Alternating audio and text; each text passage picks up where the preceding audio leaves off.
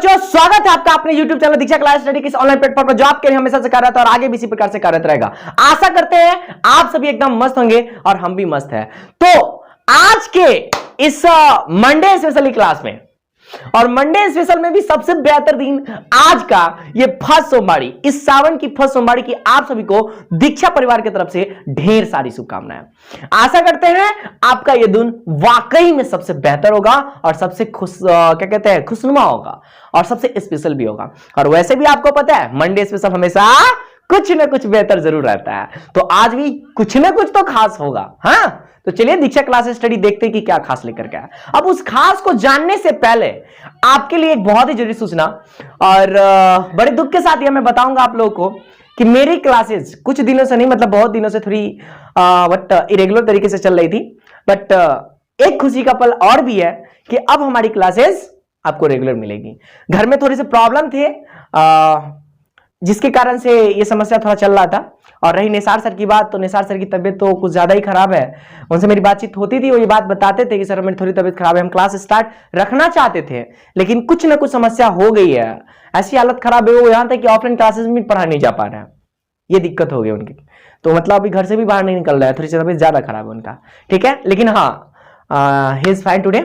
आज वो बहुत अच्छे हैं, आज मेरी मुलाकात भी हुई है, आज हमारे साथ भी हैं, लेकिन ऐसे हालत में कि बस वो वहां बैठ सकते हैं। ठीक है, थोड़ा सा बुखार खांसी, बस ज्यादा मत सोचिए, कोरोना वोरोना नहीं है, वैक्सीनेशन हम लोग लेकर करवा चुके थे। ठीक है, हाँ, तो ऐसा कुछ नहीं है, बस हाँ हल्का सा बुखार है और क्या कहते हैं सर दर्द, इससे ज्यादा कुछ नहीं। अब जानबो करते हैं कि बुखार में क्या होता है, हमारे बॉडी का पूरा सिस्टम हिल जाता है, वही हाल निसार सर का हो गया हुआ है। ठीक है, तो अब हमारी क्लासेस रेगुलर रहेगी, कोशिश हमेशा यही रहेगी कि अब ना रुके। जिस प्रकार से हमारे पहले क्लासेस आती थी उसी प्रकार से हमारी क्लासेस अब रहेगी आपके साथ। तो जैसा कि आपको पता है कि मंडे स्पेशल, तो मंडे स्पेशल आज क्या है ये क्लास खत्म होने के बाद आपको पता चलेगा। ठीक है, तो अभी सिर पर सिर आप सिलेबस पे ध्यान दो। ठीक है, अभी हमारी सिलेबस खत्म नहीं हो रही थी, चैप्टर को एंड पर लेकर जाना। हम लोग का 10th क्लास की बायोलॉजी के सेकंड नंबर चैप्टर जो हमने स्टार्ट किया था रिस्पायरेशन मतलब श्वसन, तो श्वसन में हम लोगों ने मानव श्वसन तंत्र पढ़ लिया था, तो उसको हम लोगों को खत्म कर लेना। वो खत्म कर लेंगे तभी हम लोग नेक्स्ट चैप्टर में चल सकते हैं। इसलिए मंडे क्लासेज इस क्लास के लास्ट में आपको पता चलेगी। ठीक है, तो आज हम सिलेबस ही पढ़ते हैं अभी, उसके बाद मैं आपको बताऊंगा कि आखिरकार मंडे स्पेशल है क्या। ठीक है, तो आज शुरुआत करते हैं। तो हम लोगों ने पढ़ा क्या था, एक बार उसको देख लेते हैं। हम लोगों ने श्वसन के अंतर्गत यह पढ़ा था श्वसन कितने प्रकार से होते हैं, फिर हमने पढ़ा पेड़ पौधे में श्वसन किस प्रकार से होता है, फिर हम लोगों ने पढ़ा कीड़े मकोड़ों में श्वसन किस प्रकार से होता है, फिर हम लोग पढ़ा ट्रैके के द्वारा किस प्रकार से होता है, फिर हम लोग मछलियों में देखा, फिर हम लोगों ने मानव श्वसन तंत्र के अंतर्गत देख लिया। अब मानव श्वसन के अंतर्गत, श्वसन तंत्र के अंतर्गत अब श्वसन की क्रिया जो होती है वो आखिरकार कितने भागों में संपन्न होती है, अब हमको यह समझना है। याद कीजिए, जब मैं आप लोगों को पढ़ाया था, शुरू में ही आप लोगों को पढ़ाया था मैंने कि श्वसन को, मैंने जब स्टार्ट हो रहा था श्वसन, तो श्वसन चैप्टर जब हमारा स्टार्ट हो रहा था तो उस वक्त हमने पढ़ाया था आपको क्या, ये एक और खुशी की बात है, हमारा जो बड़े वाला बोर्ड था ना, वो जो स्टार्ट होने वाला था, तो सबसे पहले शुरुआत हमारी क्लासेस से हो रही है। इस मंडे स्पेशल पे सोमवार की शुभ अवसर पर दीक्षा परिवार की तरफ से आपको नए बोर्ड पर नई क्लास दिया जा रहा है। ठीक है, तो चलिए शुरुआत करते हैं। शायद इसीलिए यहाँ पर पानी का उद्घाटन, पानी उनी लगा हुआ है, तो आशा करते हैं आज की क्लास सच में बेहतर होगी। उम्मीद तो यही है। अब ये चीज आप पे टिका हुआ है कि आखिरकार ये बेहतर कैसे होगा, ये आप समझोगे। ठीक है, तो आज ये श्री गणेशाय नमः हो रहा है, तो श्री गणेशाय नमः कर देते हैं। ओम श्री गणेशाय नमः, ओम श्री गणेशाय नमः। ये हमारा उद्घाटन आज हो गया। तो आज हम शुरुआत करते हैं श्वसन की, हम लोग शुरुआत कर रहे हैं। तो श्वसन के अंतर्गत हम लोगों ने बांटा था कि श्वसन है क्या, और श्वसन को मैंने दो भागों में बांटा था। श्वसन को हमने दो भागों में बांटा था, तो किस आधार पर बांटा था? पहला मैंने आपको बांटा था वह था ग्लूकोज का ऑक्सीकरण, दूसरा था श्वासोच्छ्वास। तो पहला मैंने बोला था ग्लूकोज का ऑक्सीकरण, काला ग्लूकोज उतना बड़का लिखने जाए, हमको रासायनिक फार्मूला भी याद करना ही पड़ता था, इसलिए अच्छा है कि हम रासायनिक फार्मूला से भी लिख करके काम चला सकते हैं। तो C6H12O6 का ऑक्सीकरण, ऑक्सीकरण, इसको मैंने बांट लिया था, इसको मैंने पढ़ लिया था, ठीक है। दूसरा हम लोगों को बांटे थे क्या, ये जो शुरू की क्लास किए होंगे उनको ये बात पता होगा, श्वासोच्छ्वास की प्रक्रिया। हम लोग क्या पढ़े थे, श्वासोच्छ्वास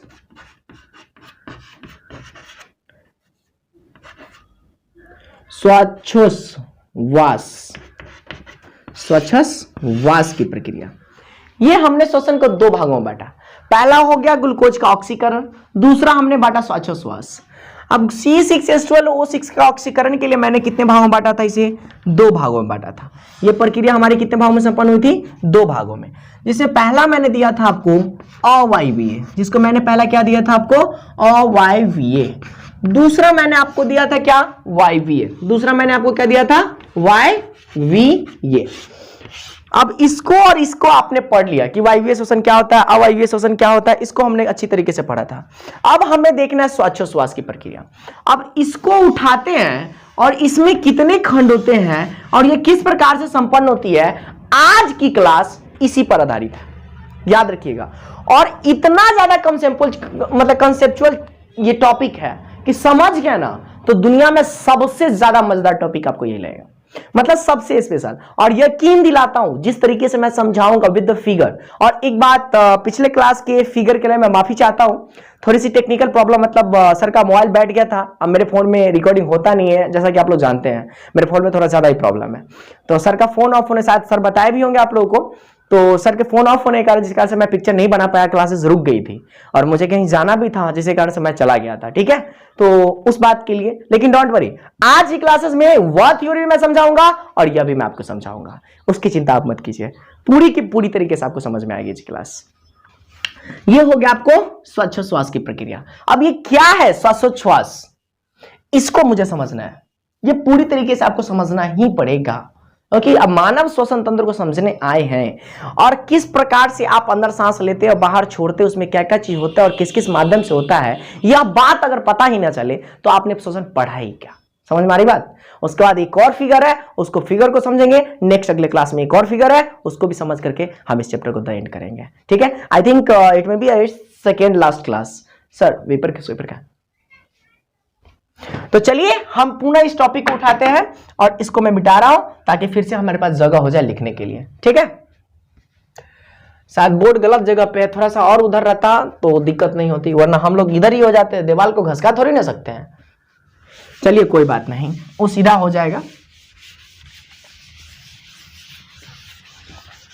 तो अवशोषण के अंतर्गत हम टॉपिक उठा रहे हैं श्वासोच्छ्वास, याद रखिएगा। देखो, मुझे ज्यादा कुछ नहीं चाहिए दीक्षा क्लासेस स्टडी के लिए, सिर्फ और सिर्फ दीक्षा परिवार को आपकी क्लासेस जब चलती है तो सिर्फ और सिर्फ तीन ही चीज चाहिए, वो है आपका प्यार। व्हाट इज प्यार? आपकी कॉपी, आपकी कलम और आपका कंसंट्रेशन। ये तीन चीज जब तक हमारे क्लासेस में है, यकीन दिलाता हूं, और टॉपिक जो भी दीक्षा क्लासेस स्टडी की ऑनलाइन प्लेटफॉर्म पर पढ़ाया जा रहा है वो टॉपिक सिर्फ और सिर्फ आपका होगा, यकीन दिलाता हूं। ये तीन चीज सिर्फ और सिर्फ आप लेकर क्लास में उपस्थित रहो, सिर्फ तीन चीज, पेन, कॉपी और आपका कंसंट्रेशन, ज्यादा कुछ नहीं। जब तक क्लासेस चलती है सिर्फ इस चीज पर ध्यान दो। मैं तो बच्चों को यह भी नहीं कहता हूं कि आप लाइव चैट में कमेंट भी करो, आप सिर्फ क्लास कर लो, उसके बावजूद भी लाइव कमेंट खुला रहता है, आप उसमें जाकर कमेंट कर सकते हो, हम लोग रहेंगे, चिंता क्यों करते हो यार, हम हैं, डोंट वरी। और उससे तो अच्छा टेलीग्राम चैनल दीक्षा क्लासेस स्टडी प्रोवाइड की हुई है, दुनिया का हर चीज के लिए आपको दिया हुआ है, जो बातें करना है हर चीज कर सकते हैं, ठीक है। आपको कुछ सेंड करना है, कोई प्रॉब्लम हो गई है या कोई डिस्कस करना है, सर से कोई प्रॉब्लम है, उन सारे के सारे चीजों पर आप हमारे दीक्षा क्लासेस स्टडी के इस क्या नाम है ग्रुप पर जाकर के आप डिस्कस कर सकते हो, हर चीज में कोई दिक्कत नहीं उसमें, ठीक है। तो चलिए हम लोग श्वासोच्छ्वास की प्रक्रिया शुरू करते हैं। क्या है ये श्वासोच्छ्वास की प्रक्रिया, उसके बाद हम फिर फिगर बनाएंगे और पुनः फिगर को समझेंगे। और एक बार मैं पक्का कह रहा हूं यार, सिर्फ फिगर समझ लो, दुनिया की हर चीज समझ में आ गई। आप लोगों को फर्स्ट नंबर चैप्टर में मैंने वही प्रक्रिया समझाया था। पहले मैंने टॉपिक लिखाया था, टॉपिक लिखा कर उसके बारे में लिखाया था, उसके बाद मैंने फिगर समझाई थी। वही आप, इसलिए अब आप कहोगे सर सबसे पहले आप लिखाते क्यों, पहले आप समझाते क्यों नहीं हो? ध्यान दीजिए, आप लिखते हो ना तो हमारा माइंड स्पेशल तरीके का है। लिखी हुई चीज और पढ़ी हुई चीज और देखी हुई चीज, इन तीनों चीजों को कुछ ज्यादा ही हमको फिल्में क्यों याद रहती है, और कि उसमें एक्टिंग कर करके वो सारी की सारी चीजें देखते हैं। हम करते कि नहीं करते, लाइव देखते हैं, जिसके कारण से हमको सारी बातें याद रहती है। उसी प्रकार से जब मैं पॉइंट लिखा देता हूं तो आप एक तो देख रहे हो, मैं बोल रहा हूं, इसका मतलब आप सुन भी रहे हो, और सुनने के साथ साथ आप राइट भी कर रहे हो। तो जो आप लिखते हो, देखते हो और सुनते हो, ये तीनों की तीनों प्रक्रिया हुई, उससे कुछ ना कुछ पॉइंट ऐसे होते हैं जो आपको याद हो जाता है। और उसके बाद जब मैं पिक्चर बनाता हूं तो उस पिक्चर में आपका सारा का सारा कंसेप्ट क्लियर हो जाता है। इसलिए मैं सबसे पहले पॉइंट लिखाता हूं, तब मैं आपको पिक्चर समझाता हूं, ताकि आपको बच्चों को कोई दिक्कत ही ना हो। समझ में आ रही बात? तो चलिए हम पॉइंट स्टार्ट करते हैं, जिसका नाम है आपका श्वासोच्छ्वास।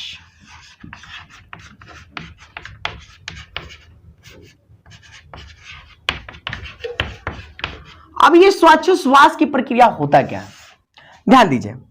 श्वासोच्छ्वास की जो प्रक्रिया है ना, वो 2 चरणों में संपन्न होती है। ठीक है, 2 चरण कौन कौन से होते हैं उसको पहले समझते हैं। जिस प्रकार से श्वसन के 2 बेटे थे आपको, ग्लूकोज का ऑक्सीकरण, दूसरा सा श्वासोच्छ्वास, उसी प्रकार से हमारे पास ग्लूकोज के ऑक्सीकरण के भी 2 बेटे मैंने निकाले थे, अवायवीय शोषण और वायवीय शोषण। उसी प्रकार से मैं आप श्वासोच्छ्वास के भी 2 बेटे निकाल रहा हूं। ध्यान दीजिए कौन कौन है। श्वासोच्छ्वास के भी आपके पास 2 बेटे हैं। पहला है प्रश्वास, इसको कहते हैं प्रश्वास कहते हैं, इसको क्या कहते हैं? प्रश्वास। और दूसरा इसको क्या कहते हैं? इसको कहते हैं उच्छ्वास। इसको याद रखिए, इसको क्या कहते हैं? उच्छ्वास। अब ये प्रश्वास है क्या, अब ये उच्छ्वास है क्या, इसको समझिए। प्रश्वास एक वैसी प्रक्रिया है जिसमें कोई भी मनुष्य वायुमंडल में उपस्थित ऑक्सीजन को क्या करता है, अपने फेफड़े तक, अपने नसिका द्वार के द्वारा अपने फेफड़े तक लेकर के जाता है।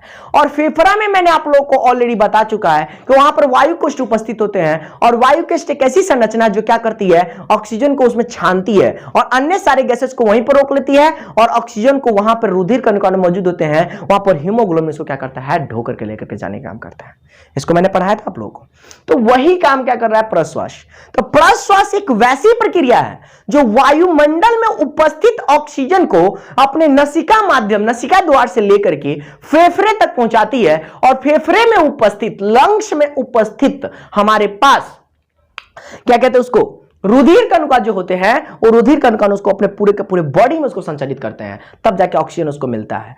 और वहीं पर जो रक्त ढो करके कार्बन डाइऑक्साइड को लेकर के आते हैं, तो वही वायु कोष्ठिका में लेकर के रखे रहते हैं, और वही वायु कोष्ठिका से पुनः फिर वापस आते हैं। ध्यान दीजिए, मैंने 2 बातें बोल दी, पहले गया और वहां से ले करके वो पूरे शरीर में ढो करके दिया ऑक्सीजन को। तो ढो करके देने वाला काम की जो प्रक्रिया हुई, वह प्रश्वास की प्रक्रिया हुई।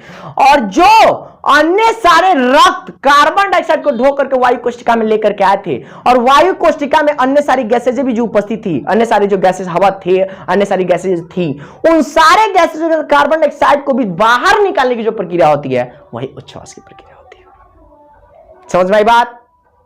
अब मैं इस पॉइंट को उठाता हूं और इस पॉइंट को बाद में देखेंगे। सबसे पहले इस पॉइंट को मैं उठाता हूं और इस पॉइंट को समझते हैं। इस पॉइंट को क्या कहता है यह, और यह पॉइंट है क्या, इन दोनों पॉइंट में तुलना करके फिर समझेंगे कि यह कैसे कार्य करता है। समझ में आ रही बात? तो चलिए हम इसको शुरू करते हैं।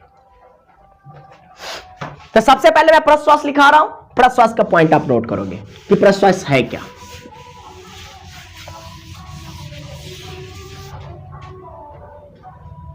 अब मैं प्रश्वास इधर से लिखना शुरू करता हूं, ताकि मैं अगर इधर भी लिखूंगा तो आपको ज्यादा समझ में आ जाएगा। और ये स्पेस है, अगर मैं इधर लिख रहा हूं, अब इधर स्पेस रहेगा। समझ रहे बात? इधर मैं लिख करके इधर चलाऊंगा, तब तक आप उधर भी लिख सकते हो। समझ रहे बात? इसलिए मैं उधर से स्टार्ट कर रहा हूं। ठीक है, तो प्रश्वास मैं लिखना शुरू करता हूं। ये प्रश्वास है क्या? प्रश्वास को इंग्लिश में याद रखिएगा, प्रश्वास को इंग्लिश में कहते हैं इंस्पिरेशन। यहां पे लिख देते हैं, सॉरी जगह नहीं हटेगा,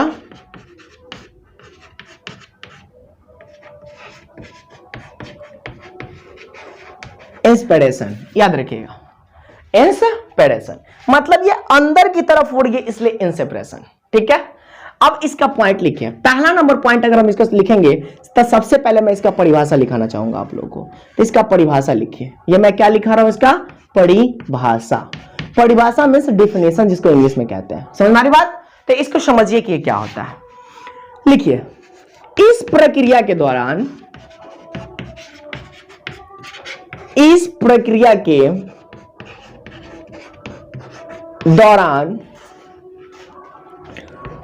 हवा वायुमंडल से, हवा वायुमंडल से नसिका द्वार के माध्यम से फेफड़े तक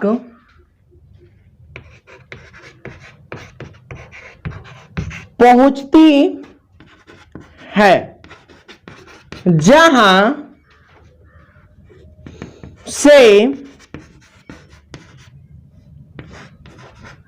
ऑक्सीजन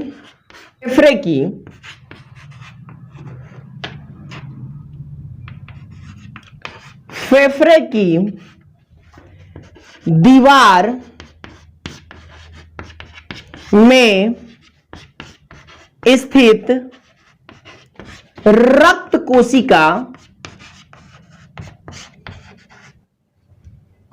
कोशिकाओं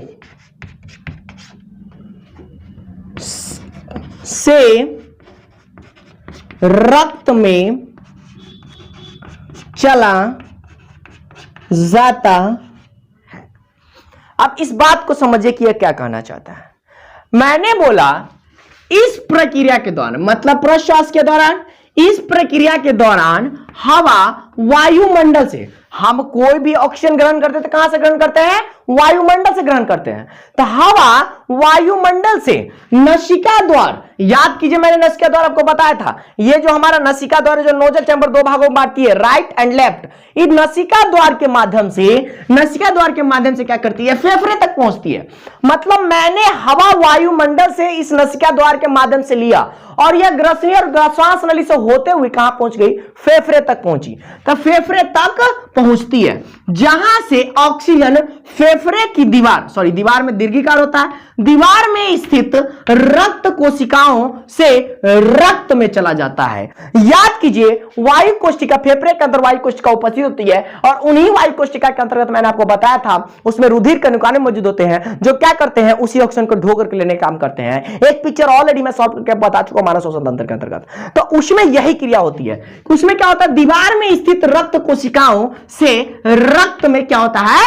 चला जाता है। चलिए, इस प्रक्रिया के द्वारा हम लोगों ने समझ लिया कि किस प्रकार से हमारे पास वायु पहुंचती है अंदर। ठीक है, अब हमको ये जो प्रश्वास की जो प्रक्रिया है ना, वह 3 चरणों में संपन्न होती है और इनमें प्रश्वास में कौन कौन सी क्रिया होती है, किस किस प्रकार से कार्य करता है, अब इसको समझते हैं। चलिए हम इसको लिखते हैं। 3 भागों में 3 क्रियाओं संपन्न हो रहा था। जब हवा अंदर पहुंचती है तो 3 क्रिया होती है और वो 3 क्रिया क्या है, अब इसको समझते हैं। प्रश्वास के हम पॉइंट अब लिखने जा रहे हैं, पॉइंट को समझिएगा। प्रश्वास। अब प्रश्वास का पहला नंबर पॉइंट हम लिख रहे हैं, याद रखिएगा। अब पहला नंबर पॉइंट है क्या? इसमें हम लिखते हैं, लिखिएगा, सीने की 12 जोड़ी पसलियों के बीच स्थित पसलियां जब संकुचित होती है तब पसलियां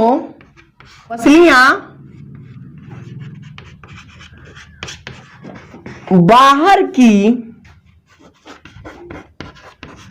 और खिसक जाती है, जिससे वक्ष गुहा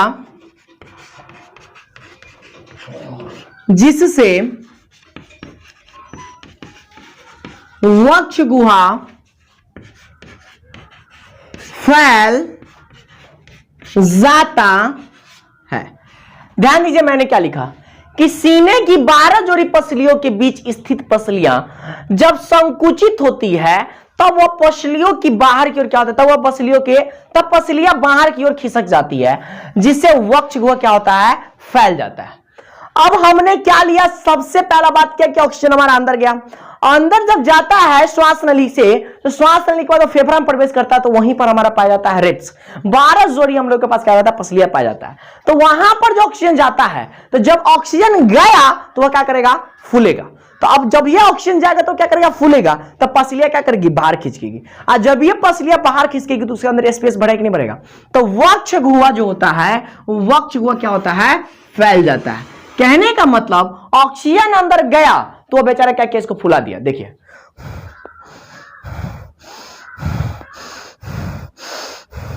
ये जो क्रिया होती है, जब हमारा अंदर जाता है हवा, तो इसमें देखिए ये ज्यादा फूल जाता है, फूलता है कि नहीं फूलता है, और जब ये बाहर निकलता है सटकना शुरू हो जाता है, ये समझिए। और दूसरा नंबर पॉइंट इसका लिखिए कि दूसरा नंबर पॉइंट ये क्या कहता है, दूसरा नंबर पॉइंट ये समझने योग्य है। वक्ष गुहा के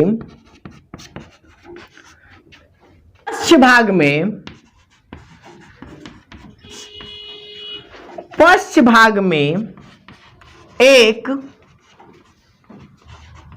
गुंबद जैसा डायाफ्राम पाया जाता है, जो वक्ष गुहा को उदर गुहा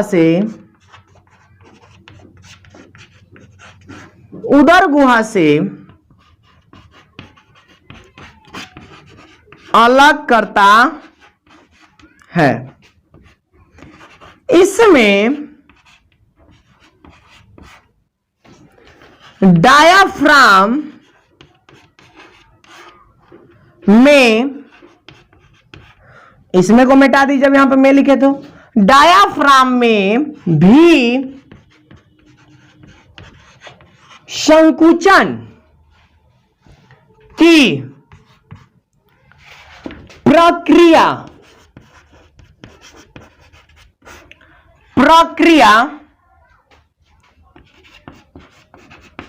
होती है,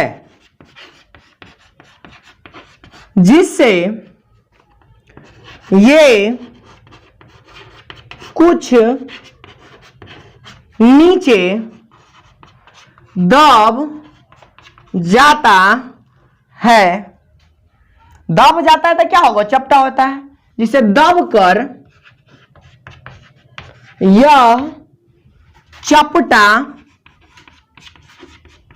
हो जाता है। समझ रहे बात को, यह हमारा हो गया दूसरा का नंबर पॉइंट। मैंने लिखा यहां पर हमारा वक्ष गुहा फैला, जब वक्ष गुहा फैला तो उसके नीचे वक्ष गुहा जहां होता है, उदर गुहा के नीचे, जो उदर गुहा के ऊपर और वक्ष गुहा के बीच में एक डायफ्राम नामक संरचना होती है। और डायफ्राम जब ये हवा जाता है, अब ये वक्ष गुहा फूलता है, तो डायफ्राम भी बेचारा क्या होता है, संकुचन होता है और वह पिचक जाता है। समझ आ रही बात, एक गुब्बारे जैसी संरचना होती है। गुब्बारा तो फिर क्या कहते हैं, वो एक जैसा है ना, गोला रहता है, लेकिन ई वाला थोड़ा फ्लैट है, मतलब ये थोड़ा लंबा है। समझ आ रही बात, इस प्रकार की संरचना, इसमें कुछ दब जाता है और यह चपटा हो जाता है। अब इसका तीसरा नंबर पॉइंट लिखते हैं कि तीसरा नंबर पॉइंट है क्या। चलिए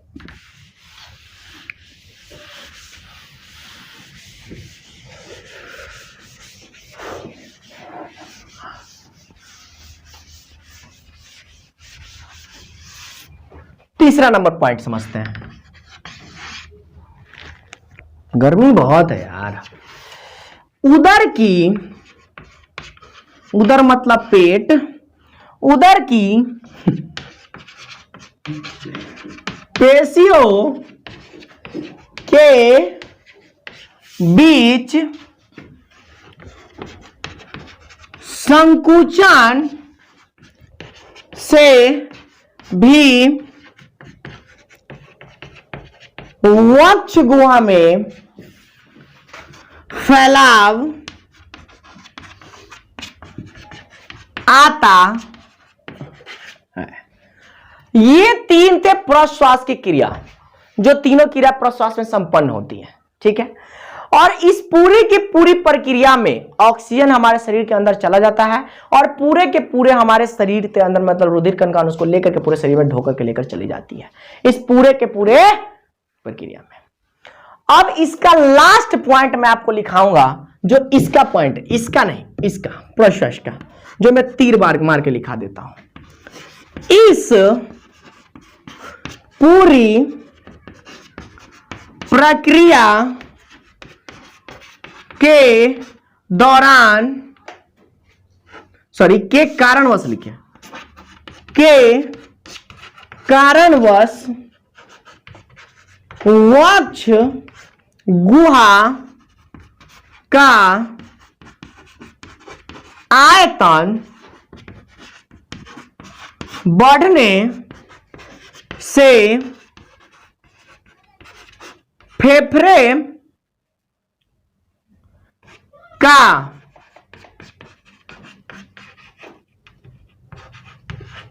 आयतन भी बढ़ जाता है और उनके भीतर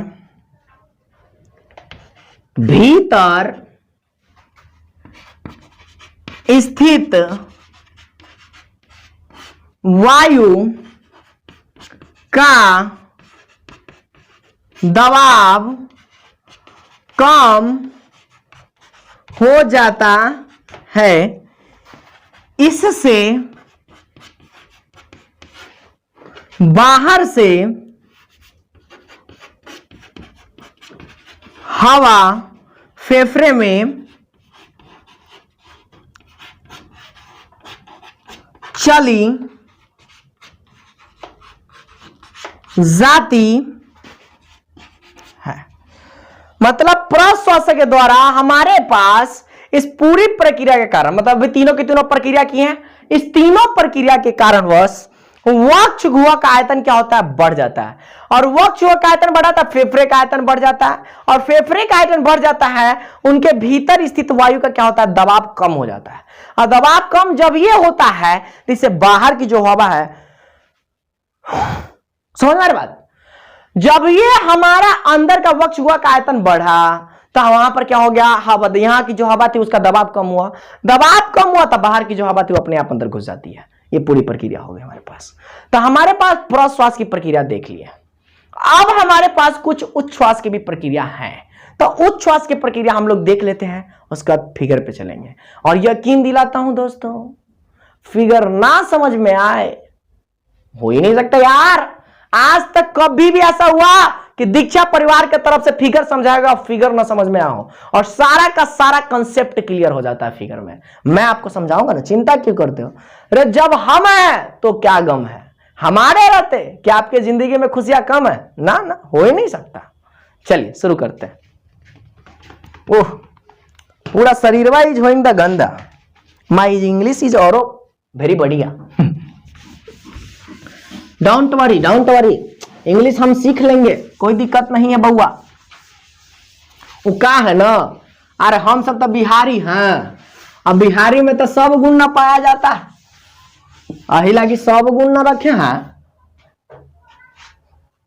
समझ रहे ना बात को। अब उच्छ्वास की प्रक्रिया समझते हैं, तो मतलब दूसरा बात,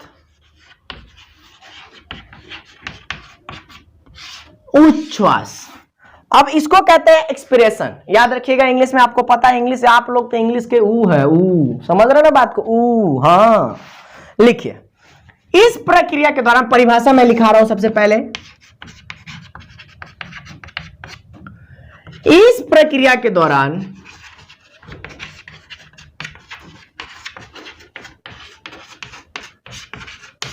फेफड़े में या रक्त के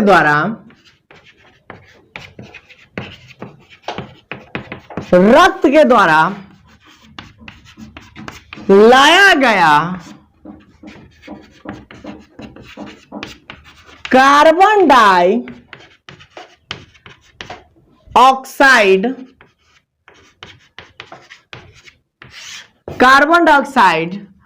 जो फेफड़े में उपस्थित रहता है बाहर निकाल जाता है। मतलब प्रश्वास में हमने क्या देखा कि प्रश्वास में ऑक्सीजन अंदर गया और उस श्वास में क्या हुआ, जो ऑक्सीजन तो जाने के बाद जो कार्बन डाइऑक्साइड उसके पास था वो कार्बन डाइऑक्साइड बाहर आ गया। समझ में आ गई बात? हमने कार्बन डाइऑक्साइड बाहर निकाल दिया। इसके अगला पॉइंट लिखिएगा। इस समय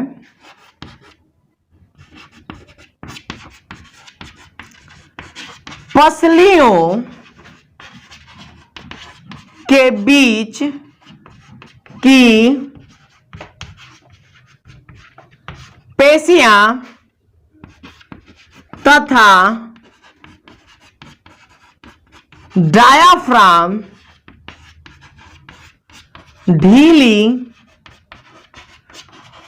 हो जाती है, जिससे पसलियां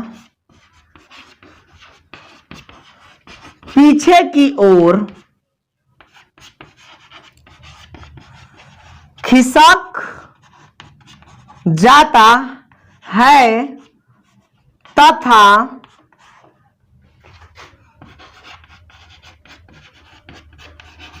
डायाफ्राम पुनः गुंबद के आकार का हो जाता है। यह हमारा हो गया next number point, second number point. अब थर्ड नंबर पॉइंट इसका लिखे, ना लिखे, ऊपर लिखे।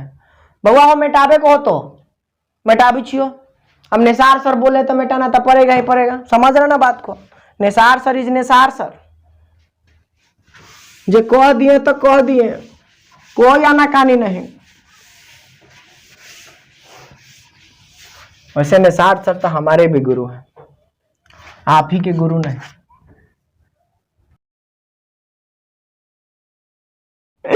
इस अवस्था में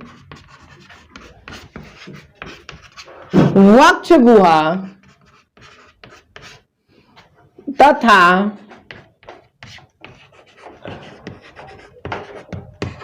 फेफड़े पर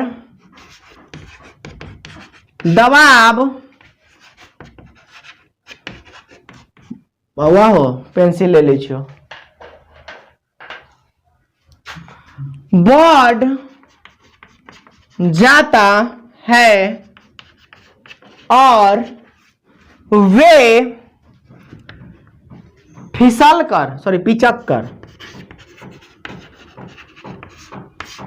पिचक कर कार्बन डाइऑक्साइड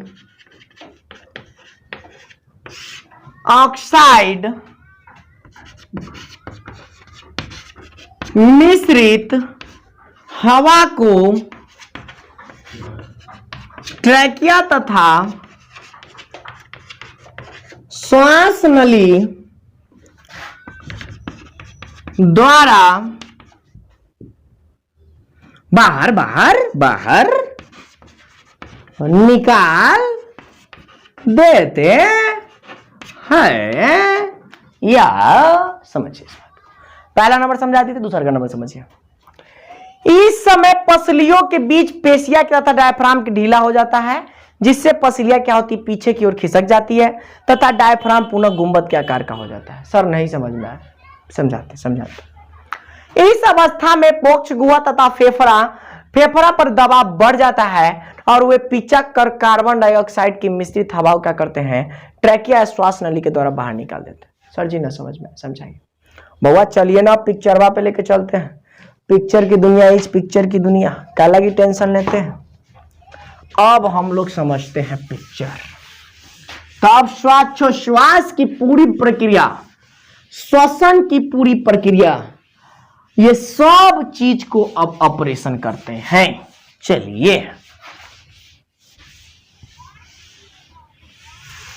बाप रे, सोमवारी में तो हालत होइंग तो खराब हो भी धीरे धीरे। चलिए कोई बात नहीं।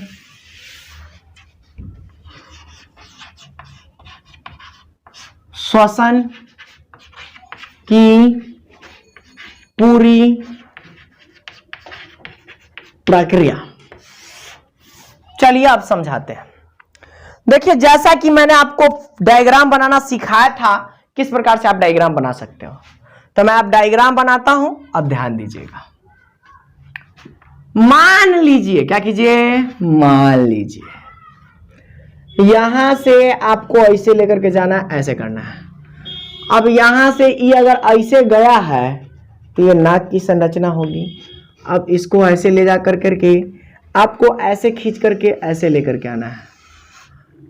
मान लीजिए ये बाबरी सोटले है, जो हीरो बाबू के है, ओकर बाबरी है, समझ रहा ना, हीरो बाबू है, हीरो बाबू, ठीक है। इस प्रकार की संरचना हो गई।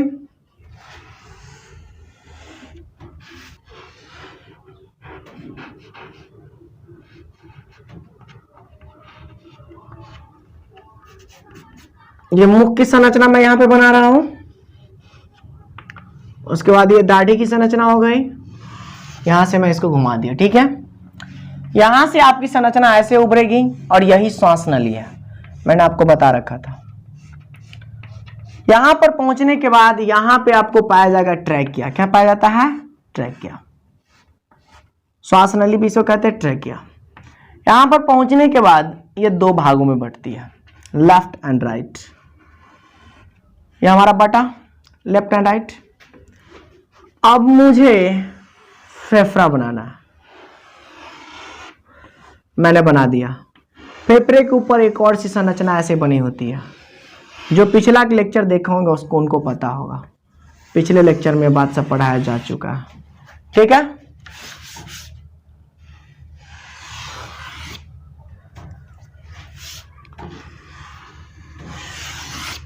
ठीक है, ये मुंह हो गया, आपको ठुड्डी हो गया, ये आपका हो गया गर्दन, गर्दन यहां से। इसमें मैं आपको एक बना रहा हूं, क्या, फेफड़ा। ये मांसल संरचना में बना रहा हूं ताकि मुझे यहां पर रिब्स बनाने हैं, हड्डियां बनानी है। 12 जोड़ी जो पसलियां मैंने आपको लिखाया था, वो 12 जोड़ी पसलियां मुझे यहां पे बनानी है। आई एम सॉरी, ये हो गया, ये मैं 12 जोड़ी पसलियां में बना रहा हूं। इसी प्रकार से जुड़ा रहता है, यहां से मांसल रचना एक और जुड़ी रहती है जिससे यह जुड़ा रहता है, याद रखिएगा, जिससे यह संरचना बनी होती है, ठीक है।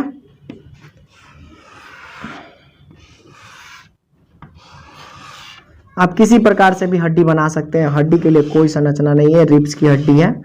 आपको बनाने का मन है तो फिर पुनः बनाइए, कोई दिक्कत नहीं है, आपकी मर्जी। ये मैंने मान लीजिए बना दिया। अब हमको फेफड़े के अंदर की बात करना है।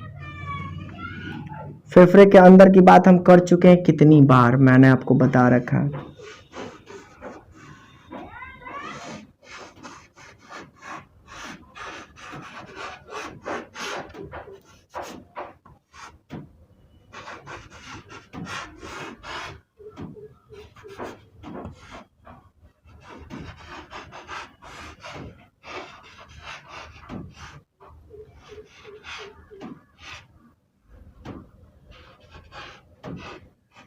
बहुत सारी संरचना इस प्रकार से होती है।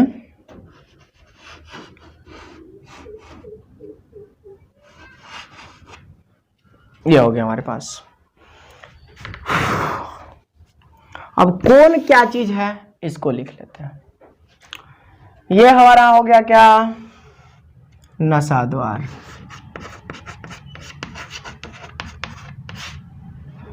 ये हो गया हमारे पास मुख, ये मुख हो गया तो ये हमारा हो जाएगा ग्रसनी जिसको फेरिंग्स बोलते हैं। उसके बाद ये हो जाएगा हमारे पास श्वास नली,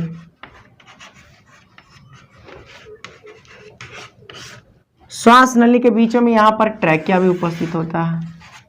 ये भी लिख लीजिए, अलग बेचारा कहेगा हमरा ना लिखलक है, ट्रैकिया हो गया। अब यही श्वास नली आगे आकर के वक्ष गुहा में आकर के यहाँ पर दो भागों में बढ़ती है। इसको मैंने आप लोग को याद होगा तो आपको मैंने बताया था, श्वसनिका मैंने लिखा था पिछले क्लास में, श्वसनिका, श्वसनिका। और उसके बाद ये जो छोटे छोटे संरचना जो आगे जाकर के आपको मिलते हैं इसको कहते हैं ब्रोंकियोल्स। क्या बोलते हैं इसको, ब्रोंकियोल्स।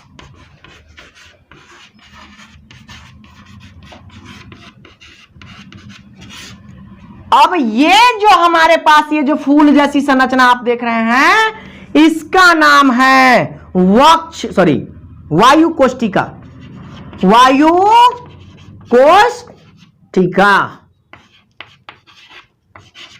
वायु कोष्ठिका। और इसी वायु कोष्ठिका में हमारा मौजूद होता है रुधिर कणिकाणु, रुधिर कणिकाणु। और इस रुधिर कणिकाणु में मौजूद होते हैं हीमोग्लोबिन।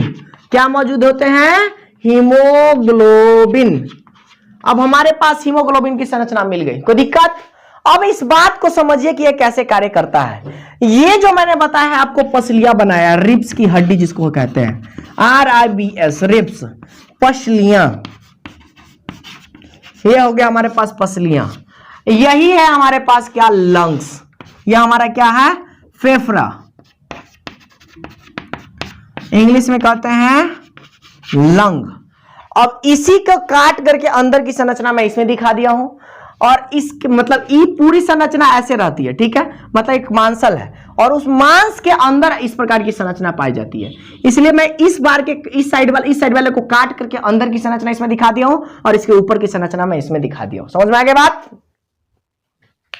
अब ध्यान दीजिए, इसको ही समझना सबसे इंपॉर्टेंट है कि किस किस प्रकार से हमारे पास प्रश्वास के द्वारा जो हमारे पास वायु गया था तो किस प्रकार से गया था और किस प्रकार से काम किया। अब इसके नीचे एक और सी संरचना इस प्रकार से पाई जाती है।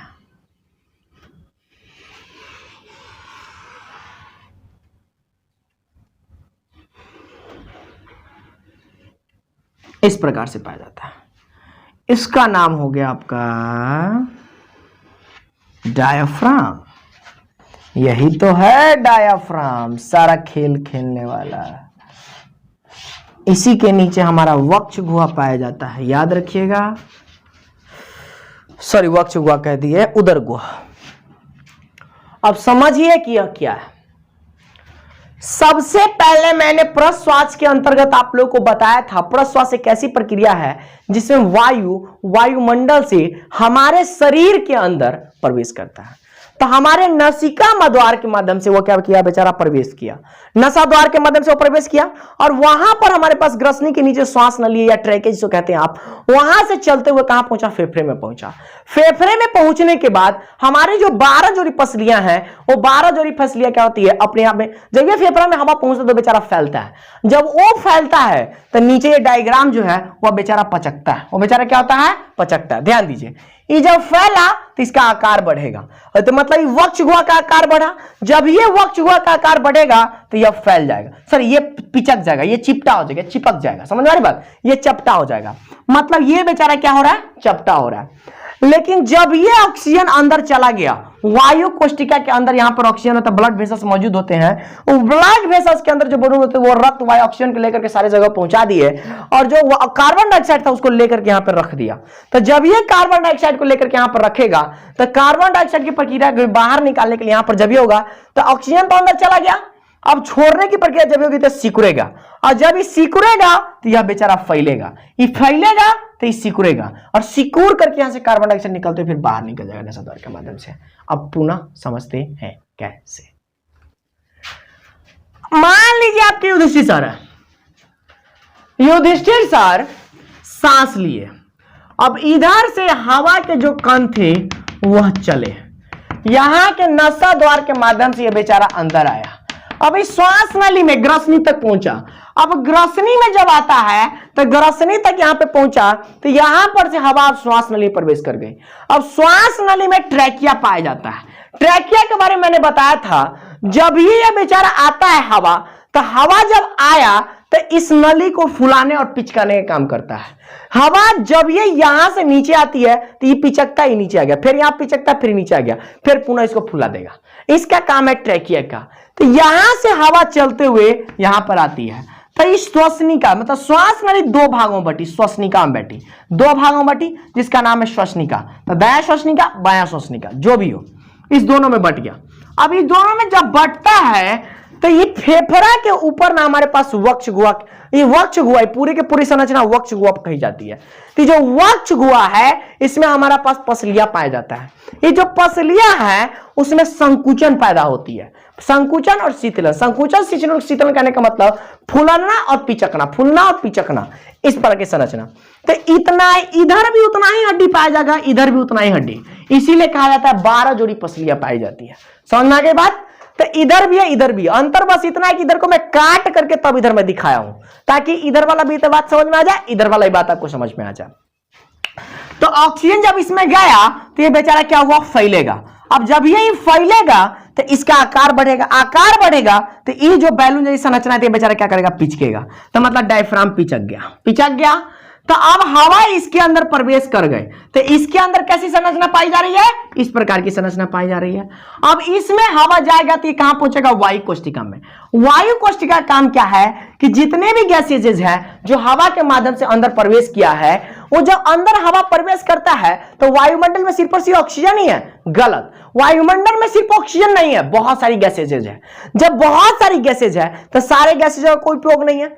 तो यही वायु कोष्ठिका में जब पहुंचती है, वायु कोष्ठिका में ब्रोंकियोल्स के माध्यम से वायु कोष्ठिका में पहुंची, तो वायु कोष्ठिका में पहुंचने के बाद वहां पर ऑक्सीजन छनाता है। क्या करता है, ऑक्सीजन छनाता है। तो अन्य जो भी अन्य सारी गैसेज है उसको वहीं पर रोक दिया जाता है, और वहां पर जो हमारा रुधिर कणिका में उपस्थित है, रुधिर कोशिका, वह उस ऑक्सीजन को लेकर क्या करता है, आगे ढो करके जाता है। और उस रुधिर कणिका में हमारे पास आरबीसी मौजूद होते हैं। आरबीसी में क्या होता है, हीमोग्लोबिन मौजूद होता है। वह हीमोग्लोबिन क्या करता है, हमारे शरीर के हर एक एक कोने में ऑक्सीजन को लेकर के जाता है, जिससे हमको ऊर्जा की प्राप्ति होती है। समझ में आ गई बात। अब बताइए, ये तो प्रश्वास की पूरी प्रक्रिया हो गई, जो ऑक्सीजन पूरे के पूरे शरीर में पहुंच गया। अब हमारे पास होता क्या है, उच्छ्वास की प्रक्रिया। अब उच्छ्वास की प्रक्रिया क्या है, तो जिस प्रकार से यहां से वायु चल करके ग्रसनी में, ग्रसनी से श्वास नली, श्वास नली से ट्रैकिया, ट्रैकिया में फेफड़ा से पसलिया फैला, पसलिया से फैल करके यहाँ पर डायफ्राम आपका पच गया, डायफ्राम पचक गया। अब यहाँ पर वायु कोष्ठिका में गया, वायु ऑक्सीजन वहां पर छना, ऑक्सीजन छना करके रुधिर कणिका के द्वारा हीमोग्लोबिन इसको ढो करके पूरे का पूरे शरीर में लेकर गया। उसी प्रकार से हीमोग्लोबिन ही क्या करता है, जो अपशिष्ट मतलब फालतू में कार्बन डाइऑक्साइड जो बना हुआ है उसको ढो करके लेता है, क्या रुधिर कणिका को देता है, और यही रुधिर कणिका वायु कोष्ठिका में देता है। अब ये कार्बन डाइऑक्साइड यहां आ चुका है, इस वायु कोष्ठिका में आ चुका है, इस वायु कोष्ठिका में, इस वायु कोष्ठिका में आया तो यहां पर और सारी गैसें जब उपस्थित थी, उन सारों के साथ वो अब क्रिया करेगा, मतलब मिलेगा। और जब ये मिलेगा तो यहां से CO2 यहां से निकलेगा बाहर। अब CO2 कहां निकल रहा है, बाहर निकल रहा है। अब CO2 नासिका द्वार के माध्यम से पुनः बाहर निकल गया, मतलब ऑक्सीजन O2 क्या कर रहा है, जा रहा है। O2 को मैंने क्या किया, भेजा। O2 को मैंने क्या किया, भेजा। तो O2 इधर भी गया, O2 इधर भी गया। अब कार्बन डाइऑक्साइड इधर से भी आएगा, इधर से भी आएगा, यहां से बाहर निकल के यहां तक आ जाएगा। यह थी हमारे श्वसन की पूरी प्रक्रिया, आज की पूरी क्लास। कितना देर का हुआ सर, 52 मिनट बस। ये तो बड़ी दिक्कत हो गया बे। मैंने तो सोचे थे बहुत बड़े बड़े सपने बिछाए थे यार, मेरे पूरे सपने ढह गए यार। मैंने सोचा था पूरे घंटों की क्लास चल गई है, तो पूरे घंटों में भी नहीं गई यार। सर दिल टूट गया मेरा, सच में दिल टूट गया हमारा। मंडे स्पेशल में कुछ बोल दीजिए, बोले थे आप बोलेंगे शुरू में। सर मंडे स्पेशल की क्लास यही तो है, जो पूरे के पूरे यूट्यूब पर ऐसा संरचना उपस्थित ना होगा, ऐसा कोई समझाया नहीं होगा। रिब्स की हड्डी बना करके बनाया होगा तो कोई 3D पिक्चर वाला ही बना करके समझाया होगा, सीधी सी बात है। कोई के ना क्लासेस 10th क्लास के पढ़ाने वाला नहीं बताया होगा, यह हकीकत है, समझे जी। यार मेहनत करते हैं तो कुछ फल भी मिलना चाहिए। हां, जिसके आप ही सोच कर देखिए, जब आप मेहनत करते हैं आपके मेहनत का फल आपको अच्छे नहीं मिलते हैं तो क्या आप करना चाहते हैं? नहीं करना चाहते हैं। आप लोगों तो ये थे, हालात कर दिए थे, क्लासेस मांगते थे बट मेरा होमवर्क कंप्लीट करके नहीं भेजते थे। 4 बच्चे, स्तुति, ऋषि, हर्ष और एक और बच्चा था जिनका होमवर्क मेरे पास आया था। उन सारे के सारे बच्चों का मैंने होमवर्क चेक किया। स्तुति मीन्स गौरव, शायद गौरव सर, ये सर स्तुति ही, हाँ गौरव, हाँ तो वही गौरव। तो उन्होंने होमवर्क सेंड किया था, उनकी वाकई में अच्छा लिखा, उन्होंने मेरी पूरी की पूरी क्लासेस के साथ उन्होंने पूरा तरीके से बनाया। फिर ऋषि के फोन में थोड़े से प्रॉब्लम हो गए थे जिनके कारण उनकी पूरी क्लासेस, पूरी के पूरे फेयर के वीडियो तो मेरे पास नहीं उपस्थित हुए। आशा करते उन्होंने किया होगा, अभी तक नहीं भेजे हो, लेकिन उम्मीद है कि वो करके भेजेंगे, क्योंकि हर बार वो भेजते हैं, इस बार भी वो भेज देंगे, उम्मीद है मुझे। तो उनका भी मैंने चेक किया, जितना उन्होंने भेजा वो पूरी की पूरी सही है। स्तुति भी उन्होंने पूरी की पूरी क्लासेस देख रखी है, पूरी की पूरी उनकी नोट्स तैयार है, पूरा का पूरा बढ़िया से उन्होंने तैयार किया है, बढ़िया उनका, मैंने उनका पढ़ा, एक भी चीज गलत नहीं है। हर चीज मेरे पास व्हाट्सएप पे सेंड किए थे। व्हाट्सएप पे मैं इसलिए नहीं सेंड करता हूं कि व्हाट्सएप की पूरी वीडियो अपने आप डाउनलोड हो जाती है और मैं ये नहीं चाहता। टेलीग्राम में फैसिलिटी जब तक मैं उसको फाइल में सेंड ना करूं, सेव ना करूं, तब तक वो आता नहीं है, इसलिए मैं टेलीग्राम पे बोलता हूं सेंड करने के लिए। और व्हाट्सएप से मैं उतना कनेक्ट भी नहीं रहना चाहता, क्योंकि व्हाट्सएप में मैं ऑनलाइन मिलूंगा भी नहीं उतना, जितना ज्यादा मैं टेलीग्राम पे ऑनलाइन दिखता उतना ज्यादा व्हाट्सएप पे दिखता नहीं हो, ये समस्या है। तो आप लोग प्लीज अपना होमवर्क कंप्लीट कीजिए और इसका नोट्स बना करके टेलीग्राम ग्रुप पे शेयर कीजिए, ठीक है। कल तक आपको नेक्स्ट क्लास आने तक में हो सकता है, कल मंगलवार है, कल मेरी फास्टिंग रही तो कोई दिक्कत है थोड़ा सा, आज सोमवार भी है, सोमवार के दिन भी सोमवार के कारण फास्टिंग है, कल मंगलवार है, मंगलवार के कारण फास्टिंग है। अभी मत सोचिए कि बुधवारी भी करते, शुक्रवारी भी करते, शनिवारी भी करते, रविवारी भी करते, नहीं, मंगलवार तब से शुरू है, सोमवारी मैं आज से नहीं, लगभग 7 सालों से कर रहा हूं, ठीक है, आज से नहीं, इतने पुराने हैं। तो और मंगलवार मेरा हर वीक में जो मंगलवार आता है उतना रहता है। बीच में थोड़ी सी तबियत खराब होने के कारण थोड़ा सा रुक गया था, लेकिन पुनः भी स्टार्ट होने वाली है, ठीक है। ये खुशी मिलता है, अंतरात्मा की जो शक्ति है ना, वो मुझे कहती है कि you have to do that. तुम्हें अच्छा लगता है, तुमको सुकून मिलता है, तुम करो। मुझे संगीत सुनना पसंद है, मैं संगीत सुनता हूं। मैंने तो यहां तक कि बांसुरी भी खरीद रखे हैं, माउंट ऑर्गेन्स भी खरीद रखे हैं। सर हमेशा बोलते हैं, सर ये काका खरीदते रहते हैं फालतू चीज सब। निसार सर बगले में पूछ सकते हैं आप। चलिए कोई दिक्कत नहीं, फालतू है भाई, है फालतू में पैसा, इतना मेहनत से कमाते हैं फिर पैसा बर्बाद करते हैं, क्योंकि मैं फिर भी बजा नहीं पाता, क्योंकि समय नहीं मिलता है, इसलिए वो बोलते हैं। उनको भी पसंद है, इसलिए वो बोलते हैं कि मैं उसका उपयोग नहीं कर पाता हूं। मंगा तो लेता हूं लेकिन उपयोग नहीं कर पाता हूं, समस्या इस बात का है, ठीक है। तो आज की क्लासेस में यहीं पे रखता हूं। और हाँ, ये तो मैं मिस ही हो गया था यार, तो जम की करो टेस्ट की तैयारी, क्योंकि अब की बार जो टेस्ट होगी वो अब तक के टेस्ट से सबसे अलग टेस्ट होगा। यकीन दिलाता हूं यार, सबसे बेहतर टेस्ट होने वाला है। क्वेश्चनों का ऐसा समूह ऑब्जेक्टिव के साथ, सॉरी ऑब्जेक्टिव ही क्वेश्चंस मिलेंगे आपको, चिंता मत कीजिए, टेलीग्राम पर ही होगा, लेकिन मजा आ जाएगा इस टेस्ट को देख करके आपके। अब जितना से ज्यादा क्वेश्चन हो सके उतना से उतना ज्यादा क्वेश्चन हम लोग रखने की कोशिश करेंगे। आपके मेरे सब्जेक्ट में इकोनॉमिक्स से भी हो सकता है, बायोलॉजी से भी होगा, और निसार सर के हिस्ट्री से भी हो सके तो हिस्ट्री से भी होगा, ठीक है। जितना पढ़ाई होगा उतना तक तो होगा बच्चा पक्का, ठीक है। तो आज के लिए इतना ही, मिलते हैं अगले वीडियो में। प्यार करो उतना ही जितना ज्यादा जरूरी हो, और पढ़ाई से जितना ज्यादा जरूरी ना हो यार, उससे भी ज्यादा कर लो पढ़ाई। कभी एक बात किसी ने सही कहा था, अगर मोहब्बत भी करनी है ना तो किताबों से करो। बेवफा भी होगी तो जिंदगी में एक लेसन देकर के जाएगी, जो तुम्हारी जिंदगी को नीचे ना लेकर ऊपर तक जाएगी, ठीक है। तो इश्क करो तो किताबों से करो, किताबों से इश्क मजा ही कुछ और आता है उसका। तो आज के लिए इतना ही, मिलते हैं अगले वीडियो में, तब तक के लिए दीक्षा परिवार की तरफ से बाय बाय। और इस फर्स्ट सोमवार के सावन के पहले दिन की शुरुआत में ढेर सारी शुभकामनाएं दीक्षा परिवार की तरफ से। Bye, keep smiling and be happy, have a nice day, thank you so much, bye. जय हिंद, जय भारत, जय भोलेनाथ। हाँ।